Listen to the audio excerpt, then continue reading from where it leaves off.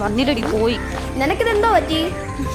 ചേട്ടന് തോന്നുന്ന പ്രേമമൊക്കെ ഉടായിപ്പാണെന്ന് എല്ലാരും പറയുന്ന സത്യവാ. എന്താ ഇപ്പൊ ഉണ്ടായേ? അവര് സെറ്റായി, അത് തന്നെ ഉണ്ടായത്.